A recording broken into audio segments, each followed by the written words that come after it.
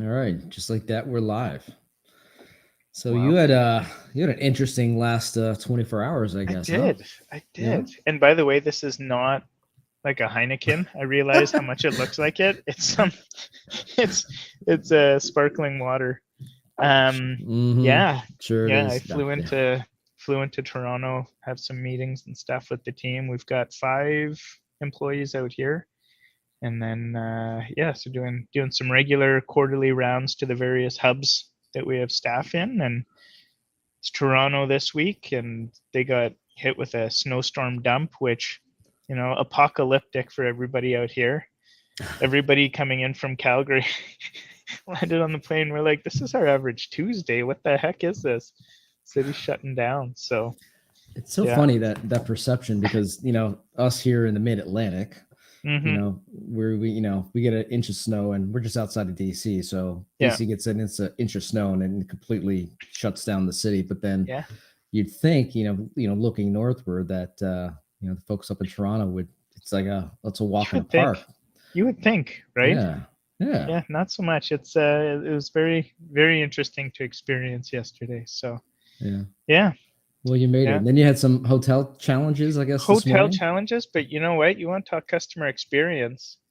I couldn't even connect to a Zoom. I couldn't load this. Said I was connected to the internet. I could do a couple emails, but you called the front desk and asked for a different internet connection or if there's issues. And they said, well, you can come work in the lobby. I said, oh, your music's too loud in the lobby, and I've got meetings. I can't do that, and I don't want to disturb anybody else in the lobby. So the guy's like, okay, come on down. I'll set you up. We'll open the restaurant just for you. You can have the restaurant you need all day. How many people are going to come and be with you? He's like, I won't show the password, but gives me a piece of paper with their employee, like their back office Wi-Fi with the real internet. So yeah, pretty awesome. The guy got me all set up, got me coffee, got me a not Heineken, although maybe that wouldn't be too bad. But Yeah. yeah, so quite the experience. Got in here just in time, right under the Yeah. buzzer.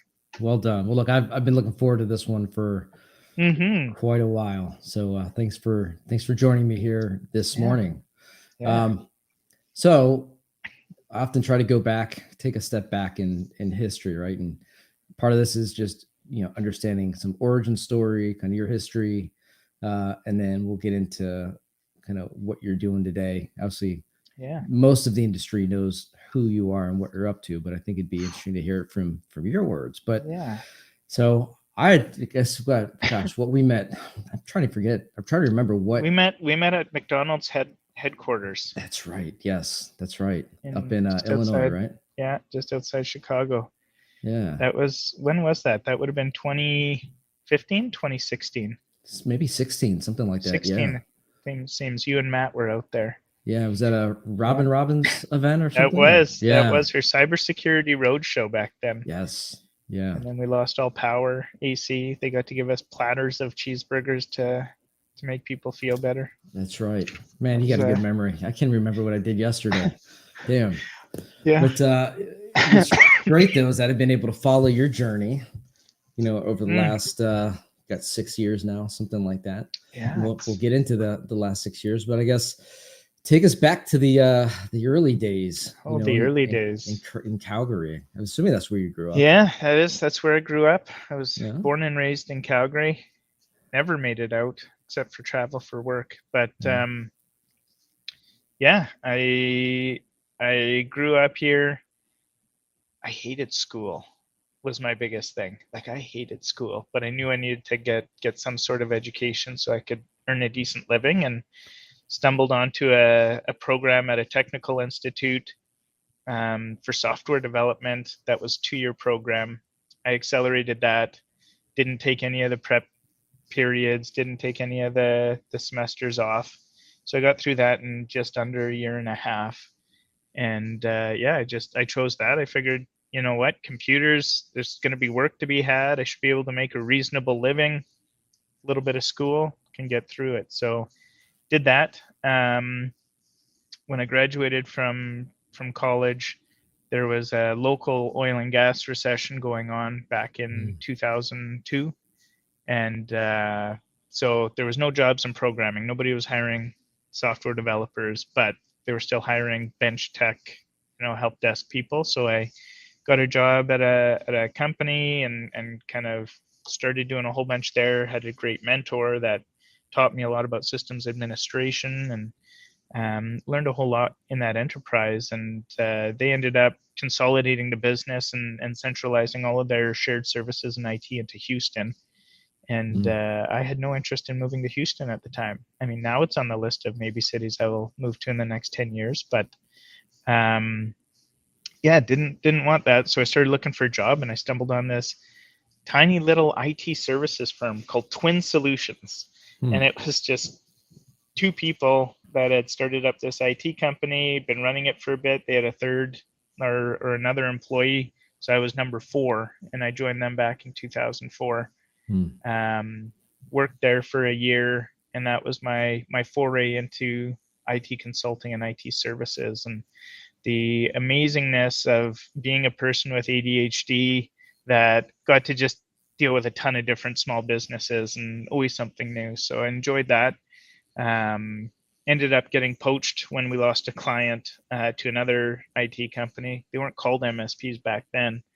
And the client really liked me, but they liked more of what the larger IT company would offer. And so I moved over to that IT company and worked for them, and kind of grew up through the ladder at that organization over 3 years, and ended up taking over service delivery. And that's kind of when managed services started sweeping the nation in the US, and we were a very early member in HTG, one of the first 10 companies in it. Wow. And so started learning about that. And that company that I worked for had no interest in disrupting their break fix model that got them to where they were. And so I figured I'd start my own, and kind of embarked on that. Had a few missteps and follies, but eventually found my way. And ran my own MSP for 5 years, and grew that up to about 4 million in revenue. And from there, stumbled into cybersecurity, and built up a cybersecurity company, which is where we met at Passportal, and kind of the rest was history. Grew that up and expanded that, and ultimately had the exit to Solar Winds right around the same time you had your exit into Kaseya, and kind of interesting experiences and whirlwind journey for sure. Awesome. I love how just just nonchalant about it you are. It's like, just it kind of happens. But actually we gotta get someone saying hi here. Let me show CJ. Hey CJ. Oh, CJ, nice. Thanks for joining us here.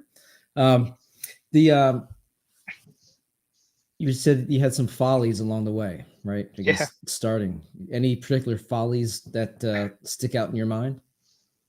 Yeah, I think the first one was choosing a really shitty business partner. So tried doing an MSP with a business partner. We were friends, and we had never worked together. So I think there was a lot of ignorance. I was, how old would I have been then? 26, 27 years old.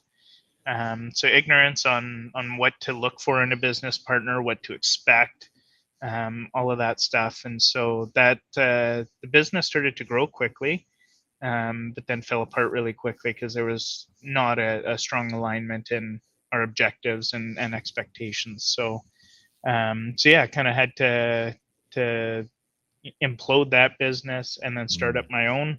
And I think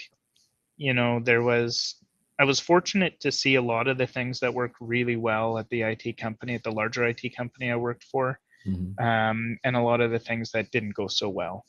And credit to Arlen Sorensen for starting up HTG way back when, and being able to have access to a group of well-established peers and other founders and leaders in MSPs to understand what some of their follies were and what worked and what didn't work. So, knock on wood, everything went really well the second time around. And we grew. We hit about $1 million in revenue the first year. Wow. Brought on about 4 employees in that first year, and kind of just kept scaling from there, never looked back. expected the situation to go the same way when you start a software company, as I'm sure you can relate. It's very different of growing from, you know, just growing off of profits and instant revenue to the build it and they will come concept, and Right. having to burn through cash and make your way through it. But yeah, it's been a fun journey. Yeah. So you've got somebody that's on the journey with you now. I Yeah. think now saying hello, Monica. Yeah. Inspiring journey. Director of People and Culture. There you go. Awesome. You know, it's funny that in a lot of these episodes, I look for themes across the episodes, and school is definitely one of them. Yep. You know, school is, I think we're probably, I don't know how many episodes, 15 or 16 for 16 or something like that, where, Nice. you know, school, you know, wasn't top priority. You know, it was kind of you had to do it. And then, and then kind of taking, you know, the theme of taking a step off the ledge. But what I'm really kind of appreciating is that I think we have a very similar journey in that, you know, when I started my first company that scaled, you know, the company Windvale, was professional services and IT reselling, consulting. And, you know, I too had a, you know, unfortunate, you know, situation with a business partner that just didn't work out. We were friends, we were childhood friends, and that didn't work out. And then that evolved over time, and it's pretty taxing. But then at some point, you know, and I still have ownership in that company today, but, you know, it evolved into, got to do something different, and taking the step off the ledge and starting ID Agent. And so it's funny just that we've got very, you know, our paths have paralleled in so many different ways, which is awesome. Well, we always seem to land in a very similar category too. Yeah. You know, we were all about password protection. You were all about password exposure. And then now we're all about, you know, doing stuff between channel vendors and MSPs and integrations, and you're integrating the community. It's it's kind of cool. You must be reading the same books. Either keep copying you or you keep copying me. I don't know which. Something like that. You got my office bug, I get your office bug, something like that. No, but it's we'll get into kind of the kick-ass things you guys are doing these days. But so you had some bumps in the road. What were some of the kind of the pivotal moments for you, like the key wins, things that just, you know, really stand out in your mind, you know, going back to even the early one that might have been, you know, wouldn't call it a failure, but you had to pivot from it. But, you know, what are some key takeaways or wins? Some of the key things is, a lot of people talk about focus and how important focus is when you're trying to run a business or drive a business, and throughout the entire business. The antagonist to focus is distraction. And so I think one of the biggest things I learned over the years, and started early, even with, you know, when the business partnership fell apart, there was some disagreements, we'll call it, and legal discussions and stuff. And so as I was kicking off and trying to get my new business going, and it had started going really well, I was stressed and I was distracted with all of this other bullshit going on from the previous business and the business partner. And I was fortunate to have an amazing business mentor who, you know, I'd let him know this guy's, you know, coming after me. He says he's going to sue me for whatever it was, $50,000-$70,000 or something, because he feels like I kind of did a bait and switch and stole everything off. And so he kind of came back to me, and he's like, okay, well, so it's $50,000-$75,000. And he goes, does he owe you any money? And he had money from the business still locked in the bank account that he froze. And I said, yeah, like he owes me about $20,000. And he just put things in perspective. And I think that was the key learning for me is when you're stressed, when you may be dealing with a distraction, when things aren't going as well or the way that you expected, is, you know, just stepping back, taking that breather, step back, look at things and say, where am I best fit to put my focus? Where am I going to get the best value and the highest impact? And, you know, the way he put it, now granted, he was a billionaire. So for him to be talking to me saying, who gives a shit about 50 to 75,000? Who cares? Walk away from 20,000. You know, I always said, oh, very easy for you to say, Dave. But But he was right. You know, when you took a step back and you looked at the business, my business was already, you know, months in was generating about $30,000, $35,000 a month in revenue. That was pretty much all services. Like that was labor. At the time, we didn't, you know, that was so early in managed services that you didn't bundle a ton of other solutions in with you, so your costs were extremely low. And it was true. I was like, shoot, I could pay this guy out in 2 months and doesn't really matter. Walk away from the 20 grand. And he said, yeah, just focus on your business. And the time that you would spend worrying about that, stressing about that, and dealing with it, you can double or triple your business and you'll never look back. And so that was one of the most impactful things he shared with me, and kind of stuck with me. And so I think that that's probably the number one learning. And then the second most valuable learning that he taught me, which we all know because the stats are all out there, is how easy it is to sell something to an existing customer compared to a new customer. You know, which, whatever the stat is, somewhere 9 times easier to sell something to somebody that already buys from you. Yeah. And so I was stressing because we had hit a bit of a plateau in the business for about a quarter. And so I met with him and I said, like, we haven't brought on a single new client this quarter, which is the first time. I've tapped out my personal network, you know, referrals. We've tapped that out. And this was probably 2 to 2.5 years into the business, and we were at about 2.5-ish million in revenue. And he just said, like, he put it so simply, and we supported him, and all of his businesses were clients. And yeah, he just said, well, we're running on some older computers here, and you know, we should probably be on the latest operating system and all this stuff. And I was like, what are you getting at? And he's like, how many clients do you have now, and how many computers are you supporting that you could go out and propose and probably, you know, demonstrate and explain value, sell the value of doing a project like that for all of your clients. And I was like, holy crap, you're right. And so, yeah, that's when we instituted like evergreening policies for all of our clients, and went out and did, you know, mass refreshes and a whole bunch of consolidation projects. And, you know, started realizing that as waves of technology were coming through and virtualization was fresh, right? Like Hyper-V had just come out. Right. And our ability to consolidate some of our client networks from like 12, 15 physical servers into, you know, 2 high-powered servers with a SAN back end and all running virtually and stuff. And yeah, it took our business to the next level. And so I think too many times, especially in our industry, MSPs get so caught up in, where am I going to find the next client? How am I going to keep growing clients and clients and clients? Whereas if you get out of your own way, you know, first delivering an amazing experience to your clients has them talking about you, right? There's at the scale and size of most MSPs, I won't say all, no amount of straight marketing or ad spend is going to all of a sudden double your business, right? It's still going to come off the backs of your clients and the experience and growth of them and partnership with them. So yeah, realizing that what you can deliver for value for your existing customers, what you can continue to stack on, you know, new ways that you can partner with them and drive value for them and make technology their strategic advantage. You know, that's the biggest thing for me, right?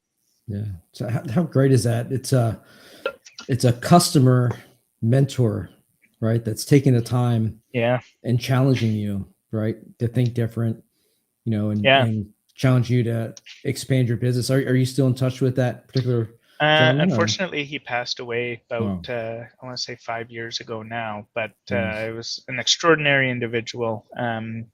Still in touch with his son though, who now runs the family office and the businesses and stuff. But yeah, no, it was excellent, and they ended up investing in and supporting Passportal back in the day as well. So just, you know, extraordinary family with quite a spectacular history of what they'd built and done and accomplished. So You know, it's funny, those mentors. So I had one that, so it was after high school.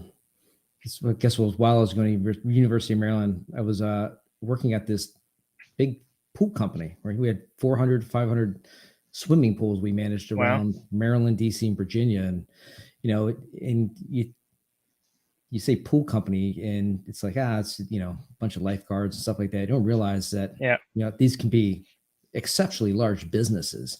Yeah. And I'd worked there for a number of years, running a lot of the territory in Maryland, and never forget. And a great mentor. I had these great long conversations. This guy, Rob Robertson, who's he ran the company, was the founder's son.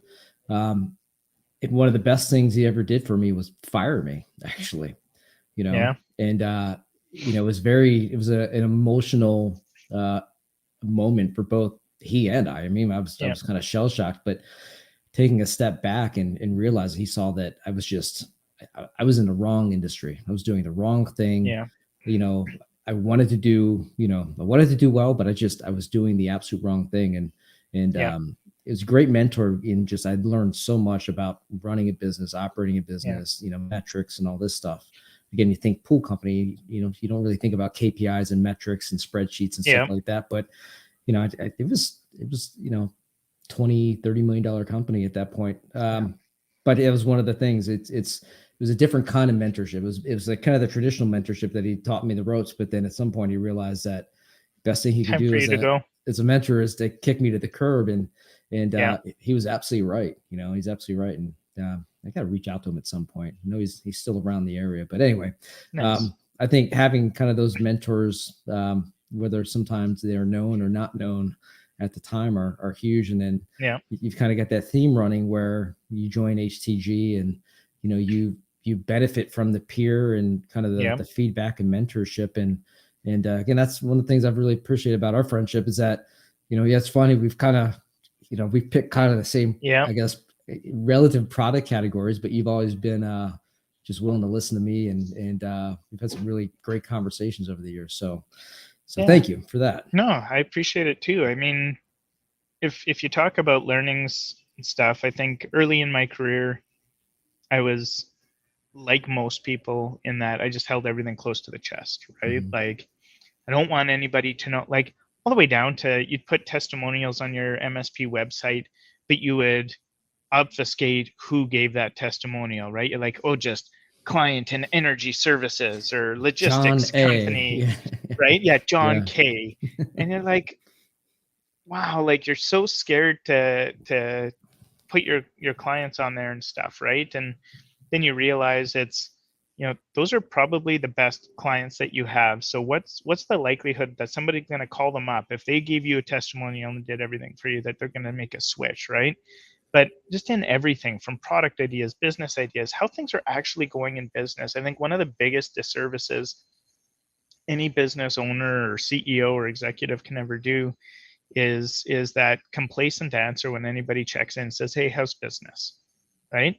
And you always go, oh, it's going good. Well, if it's going good, great, awesome. But we know, having run enough businesses now, a lot of the times it's going like shit. There's something that's not going the way you want it. Something's not working. Something's happening, right? And I think that's what I've appreciated the most in our conversations is, that humility and vulnerability and being able to say like, hey, like I'm dealing with this right now. Like, what ideas do you have? What do you think about this? What do you think about that? Because in vulnerability is one, you can earn trust with people more, and two, you can actually get help, right? Like there's nothing that benefits you from being too proud to ask for help. And so for me, when you meet somebody that is willing to share back and knowledge share and help and support, that's the most beneficial thing, I think. So and any type of peer stuff, I think that's the biggest. Don't be such a proud person that just always wants to hide stuff, right? No business is perfect. I remember I won't say what business I sold to who, but in one of my business sales, we got through due diligence and everything seemed so amazing with the business that was acquiring us, and both were much larger businesses than what I'd built. And the deal had closed and got announced, and then the next day I got on a call with a bunch of their leadership team, and they said, awesome, well, now that we're done the deal, we can let you in that we have no idea what's going on over here, so let's try to figure this out together, right? So it doesn't matter how big the business is, right? Like, people still deal with crap, right? I was almost sold my MSP to about a 75 person company very early on for a great deal. I'm still friends with that CEO, but I remember we were talking about the deal, and then he got a call, and it was from a client that was just kicking his ass about a printer issue, that they couldn't solve this freaking printer issue. And I just laughed. I was like, you have any idea how refreshing it is for me to know that it's not just my little business that gets ass kicked about printer issues that you can't solve, scanners back when that was a thing, or, all of this stuff. No, you're a 75 person, super mature op, 20 million in revenue, and you still get phone calls because people can't get crap working properly, right? And so that's the thing is don't be willing to hide behind a facade of how things are going, because the most people, I think, ask with genuine intention of how things are going, and want to know and want to connect. And the ones that don't, you'll know really quick if you're like, it's not going good, and they're like, oh shucks, sorry to hear that, okay, have a good one, right? But the ones that dig in with you and try to understand what's going on, and offer some perspective and introspective is those are the ones to keep around.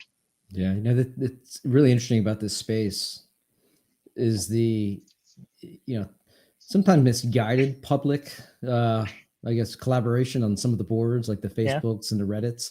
But in general, there is, I think a real strong willingness to, interact and ask for help, and you see that again publicly in some of these discussion boards. But then that's why the whole peer group model has just accelerated in this marketplace, and because in some of them you do get genuine feedback and relationships and honest advice. And I don't know about you, I mean, I didn't experience the peer groups, running Windvale, although I should have. But you've had even more of a unique, I think, perspective because you're an MSP. You've kind of gone through that peer group side, and so you've been in the trenches. You understand all of the mud that gets thrown all over the place, but then you can see it on the other side of the table as a vendor, right? And so I think it's a really interesting thing about this space, and where it's come a long way. I mean, I remember 2007, 2008, you would go to a conference and it was like a constant contest about vanity metrics, right? Like the peer mentality, the collaboration, the knowledge sharing hadn't quite fully hit, and people were guarded, and you'd show up at the lobby bar and you'd start talking, and the first questions were always, well, how big's your MSP? How much revenue you got? How many employees you got?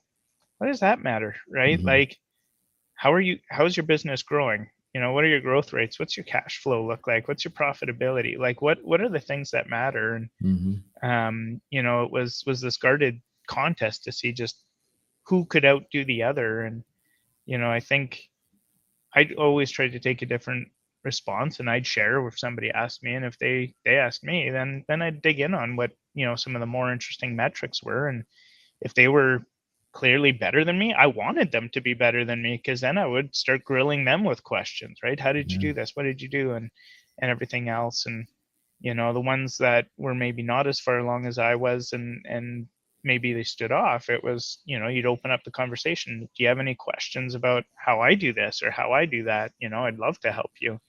And so I mean, it's come a long way, and I'll keep crediting Arlen for really kicking that whole thing off. But now there's how many different peer groups and organizations and stuff, and it's so awesome to see. And you get out there, and the best parts of any conference these days is, much to the chagrin of everybody hosting the conferences, they think it's their most amazing content and educational stuff and everything, but it's really not. It's that networking that you get, right? It's being able to sit down and talk, or meet in the hallways and just cover stuff, right? And catch up. And and be able to learn from your peers instead of, some expert on stage all the time. Yeah, no, you're so right about that. Let's move forward a couple of years, right? Yeah. Let's move to Passportal, right? You'd had nice exit, prior to, then you built this just machine of a company, the right market, right time, and then you had that exit. What was that? What was that like for you? What was that process like for you? And then what was it like? It was Walking away. Yeah. So it was surreal at the end is Yeah. the best way to put it, which I'm sure same for you. Mm-hmm. We had amazing early traction. So we built the initial version of the product when I was running my MSP. Didn't do any real marketing. We had LinkedIn groups and stuff, but we got 200 some MSPs just signed up in the first year of it just being on the market. And we're like, holy crap, this is crazy.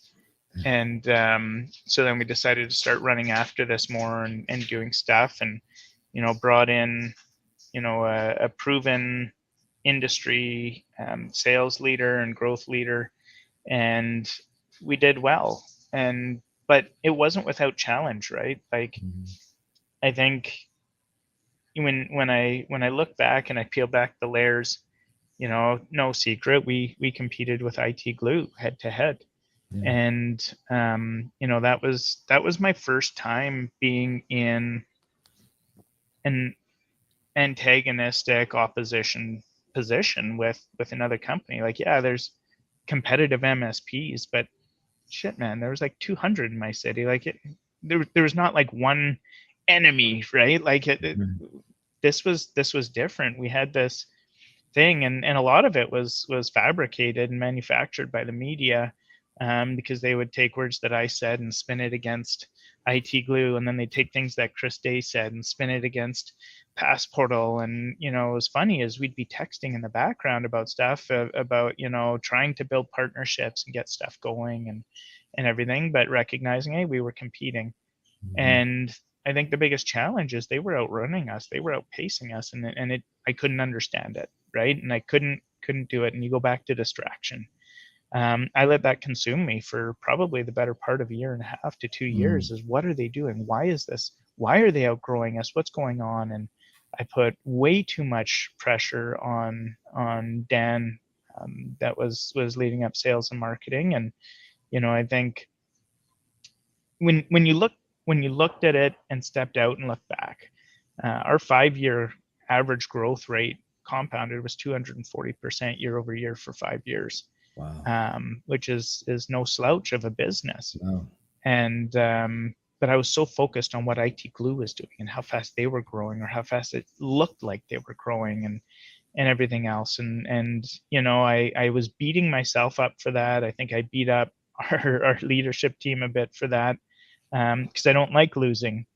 And when it came out that Kaseya owned them, then it was like, man, why am I beating myself up for like competing against Kaseya and maybe not running as fast as they were running? Like, what the heck, right? Right. And it all came down to perspective. I think now there was challenges. I mean, we raised some money as we were growing, not an exorbitant amount of money. I think all in we brought on between equity financing and convertible financing and some debt, maybe $3.5 million over the life of that business. So nothing crazy, but man, how's business going? We got to places where we weren't sure how the hell we were making payroll in 2 weeks, right? Like, seriously, we were spending more than we were making, and we were a growth focused, push everything in and keep growing and keep hitting those numbers. And there was a lot of times where we went back to the banks of our own pockets to just be like, hey, this might be stupid, let's keep pumping in whatever else we got into this thing and hope this pans out. And we ended up, we decided to go out to market to raise a Series A at that business in late 2018, and we got some interest, and we got a term sheet, but man, we were going to run out of money. and it was terrifying because we had nothing left in the tank, personally, business wise, debt. Like we were in as far in as you could get, and that's where the magic started to happen. We turned around and kind of parted ways with Dan, and I kind of took the bull by the horns. We ended up doubling the business over the course of 3 months. Wow. Just by changing up our sales process and simplifying things. But as part of that, we got a term sheet for our Series A. When you start raising money, venture capitalists talk to other venture capitalists, talk to private equity, everything else, and next thing you know, a few big fish in our industry start tapping you on the shoulder, saying, "Oh, we hear you're raising money and stuff." And yeah, before we knew it, we had offers flying in against to acquire the business, and fast and furious process of about maybe 6 weeks, flying to every major city that these guys had their headquarters in, and Wow. deliberating on things, and trying to decide, do you raise the money or do you sell? And ultimately we decided to sell. And yeah, that kind of surreal moment of, you have an 8-figure exit, and that it's coming, and it's going to close, and you keep waiting for it, and then all of a sudden the money lands, and it's a very different experience, right? My funny story in that is, our investors, like, we didn't have any notable big investors or anything, so it was all just a kind of a friendly group of people that we knew. Mm-hmm. And I started getting texts like, "Oh yeah, my money just landed. This is amazing. Congrats," and blah blah blah. And then, my business partner Ryan like sends me a big text like, "Holy shit, this is amazing. My money just landed." And I had been in my mobile banking app the whole time, and I'm like refreshing it. My money's not landing. I'm like, what the hell is going on? Like, everybody's telling me their money. I was looking at the wrong bank account. So stupid. Starting to freak out and stress. And then check the other bank account. And was like, holy crap. So yeah, it was a very surreal experience. And I think a lot of people ask me, and I'm sure you've been asked the same thing. Looking back now, should you have sold? Was it the Mm-hmm. right decision? Mm-hmm. And I've learned you can never live with regret, and you can never think about the what ifs, right? I think that's only looking forward, is what if I don't do this? Right. I'm very grateful I did, because it forged deeper and better relationships with a number of very influential people in this industry. And we ran the process very respectfully. And so I'm very grateful to still call a lot of these people friends. But it also gave me a chance to go into several thousand person organization, and join the executive ranks, and see how a business at that scale operates, and the decisions and prudence and diligence that you need to run in an organization like that. So yeah, I think it was definitely a surreal but enlightening experience. Yeah, look, again, it's like talking to myself, at times, because Just with less hair. Maybe a little less hair, but yeah, I mean, same journey, same exact kind of feelings and process. And too, I was fortunate, with Kaseya. I mean, Fred, the CEO of Kaseya, what I learned from him over 2 years from an instrumentation standpoint, and just running business at scale, it was invaluable. In a lot of ways, it was more valuable than the exit, because it gave me kind of gave me a crash course, an MBA in scale, and try to apply a lot of those principles moving forward. And so, I was going to say that, going back to your point where, the media always has to have some antagonist, protagonist, some drama. Mr. Solomon chimed in and said, competition, whether real or perceived, drives innovation. And it does. Definitely true. Definitely true words there. So you stayed on for a while, and you learned a lot. And then, I don't know, when you walked away. Yeah, I did. Yeah, still a great relationship with their CEO over at Enable, and lots of the executives over there. Just it felt like it was time, right? I had gone through a crazy 10 years, almost 12 when you look at the integration and post acquisition time, but 10 years of founding, building, and exiting 2 businesses. And, I think I was in this position where, I hit a comfort level working at SolarWinds or Enable, and it was comfortable, and had a lot of conversations with John, and really value the friendship that I built with him. And, as things got explained out in the media as they were considering this IPO spin out and everything that ultimately formed Enable, I think it was definitely the right thing to do for the business, and I agreed with it wholeheartedly, having felt the challenges inside that business and the struggles of competing for just attention and resources and what to do and strategy, and really agreed with it. But I was tired, dude. I was like, I was tired. I needed a break. I was sitting there at 37 years old and thinking, I don't think I've got it in me to go through 1,200 person carve out IPO and give my all to this business to do it. And so I talked to John and told him how much I agreed with it all, but I didn't want to hold back or impede what they were building towards and what they were doing. So we shook hands, and I stepped out of the business, and still love watching them and the journey and what they continue to build there. But I was tired, and I wasn't sure, am I going to retire now? Am I going to stop? Am I going to do anything else? And I took some time off, a couple months, and eventually got bored spending time with myself.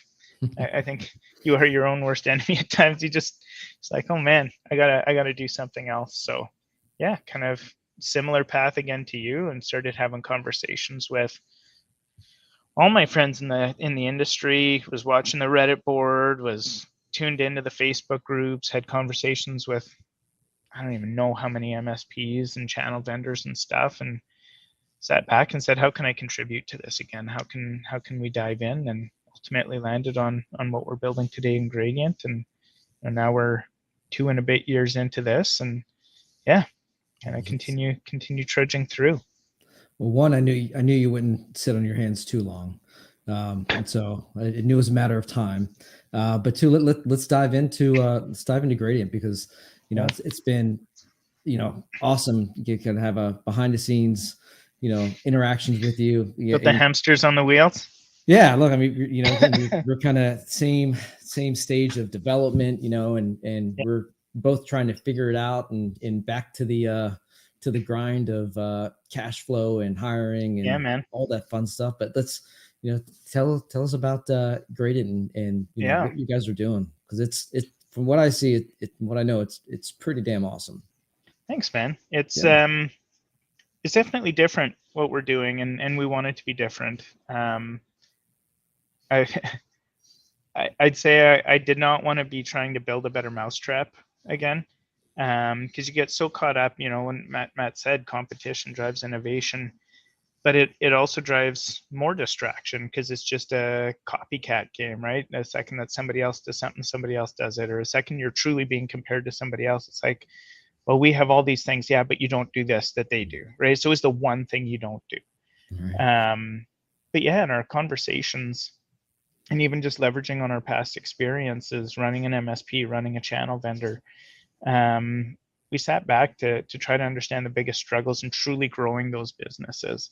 And on the MSP side, in talking with MSP owners, what we heard over and over and over was that it was the running of the business that was holding them back, right? They were dialing in their service delivery, they were busy, they were growing that way, but when it came back to all the back office stuff, all the things they had to do in the back end, that's where they were dying. That's what was crushing them. And I remembered the same thing, right? Like trying to stay on top of finances, trying to still get bills out on time, trying to just keep shit together was a challenge. And when we looked at it, the big thing was it's all manual effort. All of it was manual effort. Everybody in our space, and credit to them, like this industry has evolved so much over the last 20 years. Mm-hmm. But we automated everything on service delivery. We automated so much in being able to deliver a world-class service to clients. and we automated next to nothing on the back end. Nothing, right? So when you think about it, like most MSPs are on a foundation of a house of cards, right? When it comes to their structure and how they're organized and actually operating the business versus the service that they're delivering. The product is polished as hell, man, like just beautiful, and they do such a good job. But the back end wasn't. And so when I dug into that, it was, you know, in my opinion, it was is this lack of integration for them. Right, they're running their businesses on these PSA solutions, and depending on which one they had, sure, they have more integrations than some others, but nobody had it all dialed in. Nobody had it all automated and integrated. And then when you would talk to channel vendors and say like, hey, like, are your partners asking for this? Yeah, every single one. Everybody said every week they get hammered by their partners saying, why don't you integrate with my PSA? I need this to flow. I need that to flow. And I remember the same thing at Passport, and we spent a fortune building integrations with every RMM, every PSA, and everything else, while trying to build the best password and documentation system that we could possibly offer. And it was hard, and that same challenge still rang true with the vendors that we talked to. There's 20 PSAs now. Even if I go to what's maybe the most popular 5 or 10, it's going to cost millions in R&D to build these integrations, get access to build the integrations. And with market consolidation, we know how competitive and crossover the landscape is now. Yeah. You know, and then just building the integrations, maintaining them, supporting them, while still trying to be the best of breed solution of whatever category they were in. And, you know, so we sat and we looked at it and said, well, why isn't there an integration platform in our industry that solves this? You know, something that can truly be a unified API and a unified gateway for channel vendors to reach in and have their access to all of these different ecosystems of communities of MSPs, and doing that in collaboration with all these different PSA platforms that can bring more integration value and more stickiness and more automation and reliance and dependence on their platforms, which ultimately drives value for the MSPs. And so, you know, we had conversations with all the PSA platforms, and understood there may be some apprehension to what we were doing and challenge. And, you know, going back to building and having very strong relationships with these groups from our past experience, they decided to let us give this a shot. And so, yeah, we built this integration platform that ties into the 9 current most popular PSAs.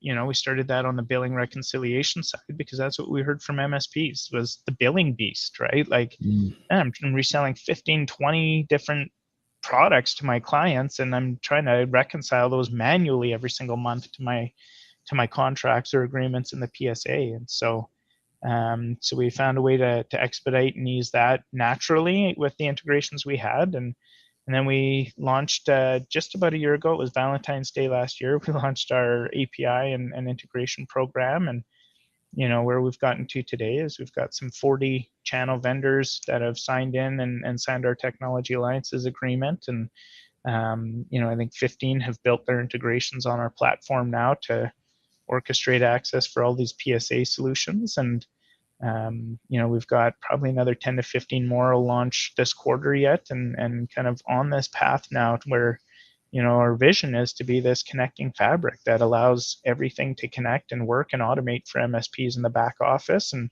you know, orchestrate any channel vendor's access to all of these MSPs through integrations. And yeah, that's why we kind of love what you guys are doing of building on the community side and attaching MSPs and vendors and creating that network effect there. And, you know, we want to focus on the tech side of that, and not just build, you know, partnerships between them, but create the workflow that makes those partnerships successful and productive. You know, what I love about this is that, you know, you have the MSP's perspective, being an operator, just understanding, you know, firsthand what that actually looks like, right? Because that's, you know, it's when you're in the throes of it, it's challenged. Then if you look at the last 6, 7 years, 8 years, we talked about kind of the rise of the peer group space and all these great solutions. And you're right, people really focused on the front end and perfecting service delivery and finding the right solutions. And it's almost like, if you look where, that the economy today or is today, right? I mean, it's, if it's recession or whatever, it's actually in a lot of ways perfect timing for what you guys are doing, because everybody's kind of taking a pause and trying to figure out, how do I become more efficient? How to become more effective? How to become more profitable? And this is an area that it's the most obvious area, I think, for a lot of MSPs to start. Oh, hopefully you're right. Yeah. That's that would be fortuitous for us, but no, I agree. Right. I think you put it beautifully, having been a person that has built software, right? As hyper focus on the front end or the user interface type thing, right? For your clients. And then the back end, you don't have that resilience and redundancy and automation and everything else that's kicking in to make sure that things are actually working properly in the business or on the back end. So, I think we've been fortunate. I think we just hit 800 partners on the platform now. Wow. That are using it. And, it was very interesting. We weren't sure if this was going to be a time savings or a money savings or a money finder, but I mean, MSPs are saving a ton of time with us, but we're finding on average, $15,000 in annual revenue that just hasn't been billed for the average MSP in their first cycle with us. Wow. And when you look at that, our mission statement at the business and what we're building towards, our purpose is to give everybody an opportunity to succeed in the IT channel. And for me, when I look at MSPs and you read what Paul Dipple has been saying for years in service leadership, that the bottom quartile of this industry is losing money every year, and the next quartile is breaking even. Well, everybody got into business to make money, not for the fun of it, I don't think. And so, when you look at average demographics of being, the average MSP, 8 or 9 people, maybe $1 million and 1.2 million in revenue. If you're not profiting, like 15 grand makes a big difference to some of these companies. I mean, we have some larger partners that have found hundreds of thousands of dollars in revenue that they weren't billing for. But, it's stuff like that if we're contributing that way, how can we leverage that to drive success for them? And where else can we find, these time wastes or leaks in their business that, can just be solved by something as simple as a technological integration, just bridging products together. So, it's been a fun journey. It's been not without its challenges. I mean, everybody on the outside goes and sees, oh, these guys start, and then a year later they raise, just over $10 million, and they ramp up and they're growing and they're everywhere, and look at all these partners and stuff. But I think, we've had a lot of learnings along the way. There's no secret. We had layoffs in November, at the beginning of November. And, some of that was, there was underperformance on our side in some areas. And there was things and big bets that we made that didn't pay off the way that we expected. And, you and I had conversations, in the summer when we were at an event, and a lot of introspective around, what do you do next? How do you recover from this? And so I think we've found our stride right now, and things are going well, but it hasn't been without its challenges along the way, and looking forward to whatever the next challenges are going to be, but confident in the team we have and what we're building towards right now. It's awesome. Well, if you're not learning, you're not growing, and that's the great thing about it. And look, I have to agree here with Heath saying, thanks for being real and open about these topics, because talking about scale and insecurity and growth and exits and layoffs. I mean, that's it's not an easy thing to do in a public forum like this. Well, I mean, all I see is you right now, which may be good. Oh, good. But no, I think everybody needs to challenge themselves to be uncomfortable and to be vulnerable, and it doesn't do anybody any favor. Like, it's not inspiring to people to just show the fancy cars and talk about big exits and fancy trips and big houses and stuff, right? Like, we're screwing up, and the entire next generation of entrepreneurs, if all they think is, oh yeah, you just do this, and a couple of years later you have all of that stuff, right? No, it's a grind. There's countless times that you are not sure if the business is going to survive, right? You're not sure if it's going to continue or anything else, and that's a lot of stress. And I think all of those nice things are just the rewards for the fortunate few who made it through, right? And for every success story there's thousands of failure stories. I've had my own failure stories and stuff, and I was chatting with Jimmy Hatzel from QuickPass recently. Actually, we just did a podcast as well, and he said, I don't know if it's just conversation bias of only talking with the successful ones, but it seems like a lot of people have been successful in the space and done this and done that. But I think there's something to be said and stuff for the people that haven't made it through, and the learnings that can come from all of that too. So if there's things in my past and missteps that can help other people and help them avoid it, hopefully they're not ignorant like I was sometimes, hearing missteps and being like, it's just because you did that wrong. But I think always good to share and open and make people feel more normal. Yeah. Well, look, I mean, I can't thank you enough for agreeing to do this, and I really do appreciate your friendship and your openness and just being vulnerable and having this conversation. So thank you very much. You. Yep. Thanks for everybody that's submitted some comments and watched, and this will be out on all those podcast apps here probably in the next couple of days, next week or so. And so definitely tune in, and thanks again. Thank you, man. Take care. Yep.